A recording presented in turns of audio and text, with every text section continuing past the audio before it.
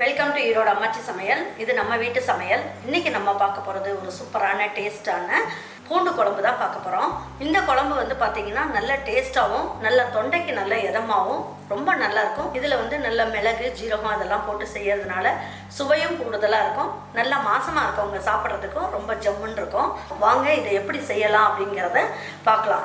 நம்ம ஈரோடு அம்மாச்சி மசாலா வகைகள் எல்லாமே ஃபஸ்ட்டு குவாலிட்டி இன்க்ரீடியன்ட்ஸ் தான் பயன்படுத்துகிறோம்.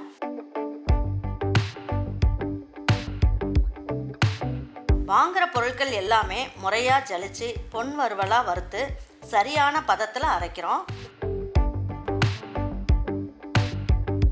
அரைச்ச மசாலாவை நல்லா ஆற வச்சு மறுபடியும் ஜலிச்சு சரியான அளவில் பேக் பண்ணி உங்கள் வீட்டுக்கே சேஃப் அண்ட் செக்யூர்டாக டெலிவரி பண்ணுறோம். நம்ம மசாலா வகைகள் மற்றும் சத்து மாவு, ரெடிமேட் இட்லி மாவு, இடியாப்ப மாவு எல்லாமே நீங்கள் வாட்ஸ்அப் மற்றும் வெப்சைட்டில் ஆர்டர் பண்ணி வாங்கலாம். இதில் ரொம்ப முக்கியமான விஷயம், இது full and full pure homemade masala. நம்ம எல்லாருக்குமே ஆரோக்கியம் தானேங்க முக்கியம். இப்போ இதில் வந்து 1 ஸ்பூன் அளவுக்கு மிளகு போட்டுக்கலாம். அதே ஸ்பூனில் 1 ஸ்பூன் அளவுக்கு ஜீரகம் போட்டுக்குவோம். இதில் வந்து ஒரு 1/4 ஸ்பூன் அளவுக்கு வெந்தயம் போட்டுக்கலாம். ஒரு 2 இனுக்கு அளவுக்கு கருவேப்பிலை போட்டுக்கலாம். இது எல்லாமே நல்லா வதக்கிடலாம்.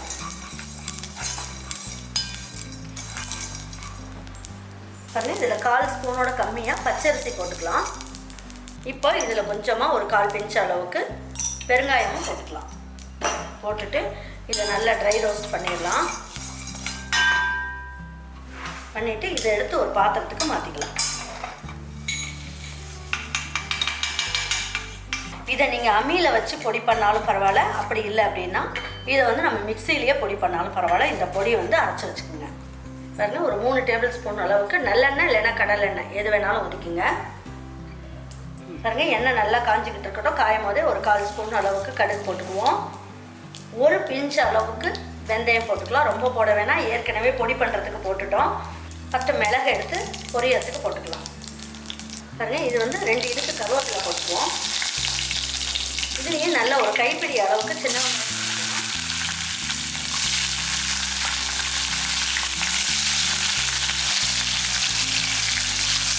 இது நல்லா வதங்கிட்டு இருக்கும்போது இதில் ஒரு 10 பல்லு பூண்டையும் போட்டுடலாம். நல்லா வாசனையாக இருக்கும் குழம்பு.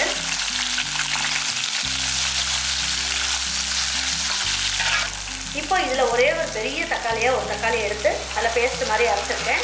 ஏன்னா இப்போ நமக்கு வந்து நிறைய தக்காளியெல்லாம் சேர்க்க முடியாது அப்படிங்கிறதுனால பேஸ்ட் மாதிரி அரைச்சிட்டோம் அப்படின்னா நமக்கு வந்து அந்த எசன்ஸ் ஃபுல்லாகவே பேஸ்ட் மாதிரி இருக்கும். கொஞ்சம் தக்காளி போட்டாலே நிறைய தக்காளி போட்ட மாதிரி ஒரு ஃபீலிங் இருக்கும்.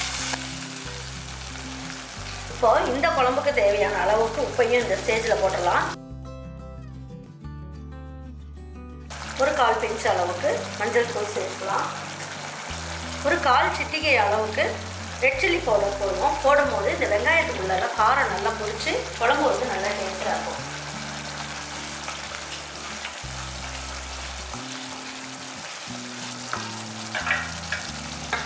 ஒரு ஸ்பூன் அளவுக்கு குழம்பு மிளகாய்த்தூள் போட்டுக்கலாம். குழம்பு மிளகாய்த்தூள் இல்லாதவங்க நீங்கள் ரெட் சில்லி பவுடரை இன்னும் கொஞ்சம் கூடுதலாக போட்டுட்டு மல்லித்தூள் 1 ஸ்பூன் அளவுக்கு சேர்த்துக்குங்க. இதையும் நல்லா அதிலே வதக்கிடலாம். வதக்கும் போது இந்த பச்சை வாசம் போயிடும். இப்போ வந்து என்ன பண்ணலாம், தேவையான அளவுக்கு தண்ணி ஊற்றிக்கலாம். எல்லாம் ஒன்றா சேர்ந்து நல்லா கொதிக்கிட்டோம். ஹை ஃப்ளேமில் வச்சுருங்க. தட்டை வச்சு மூடி வச்சிடலாம். ஒரு 2 நிமிஷம் கொதிக்கிட்டோம். அதுக்குள்ளே இதை நான் பவுடர் பண்ணிடுறேன். பாருங்க, இப்போ எடுத்து பார்க்கலாம் எப்படி இருக்குன்ட்டு. நல்லா எல்லாம் ஒன்றா சேர்ந்து நல்லா கொதிச்சுக்கிட்டு இருக்கு. இப்போ இந்த ஸ்டேஜில் நம்ம என்ன பண்ணலாம், கரைச்சி வச்ச புளியை ஊற்றிடலாம். இது சின்ன நெல்லிக்காய் அளவுக்கு புளியை எடுத்து நல்லா கரைச்சிக்கோங்க. கரைச்சிட்டு வடிகட்டிக்கலாம். பாருங்க, நல்லா இந்த மாதிரி கலக்கி விட்டுடலாம். பாருங்க, இப்போ புளி ஊற்றுனதுக்கப்புறம் இந்த அளவுக்கு வெல்லம் வந்து இதில் சேர்த்துருங்க. சேர்த்துட்டு நல்லா எல்லாம் ஒன்றா சேர்த்து கொதிக்கட்டும். அதுக்கப்புறமா அந்த பொடியை எந்த ஸ்டேஜில் போடலாம் அப்படிங்கிறதையும் நான் சொல்கிறேன். பாருங்க, இப்போ வந்து எடுத்து பார்க்கலாம் எப்படி இருக்குன்ட்டு. நல்லா கொதிச்சுக்கிட்டு இருக்கு பாருங்க. நல்லா வந்து திக்காகவும் ஆயிடுச்சு. இந்த ஸ்டேஜில் நம்ம எடுத்து வச்சுருக்க அந்த பொடி இருக்கு இல்லையா, பொடி பண்ணி வச்சுக்கோட இந்த பொடியை இதில் ஊற்றி போட்டுடலாம்.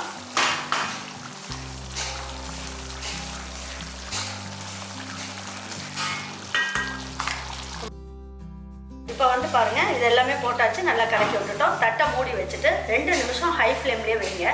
எண்ணெயெல்லாம் பிரிஞ்சு வரும். வந்ததுக்கப்புறம் என்ன பண்ணலாங்கிறத சொல்கிறேன். பாருங்கள் குழம்பு ரெடி ஆகிடுச்சான்னு பார்க்கலாம்.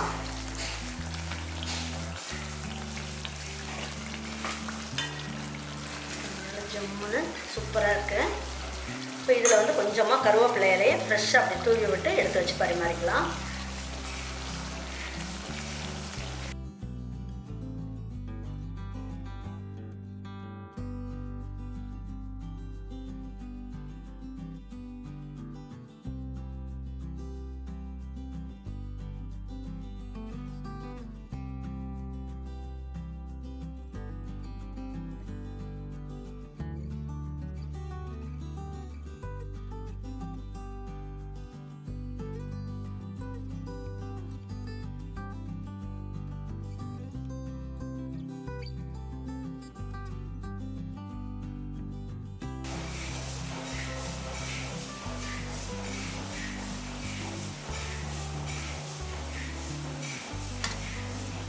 இதில் வந்து நல்ல சாதம் சுட சுட இருக்குது. கொஞ்சமாக மட்டும் நம்ம இந்த மாதிரி வெங்காயத்தோடு சேர்த்து பிசைஞ்சிக்குங்க.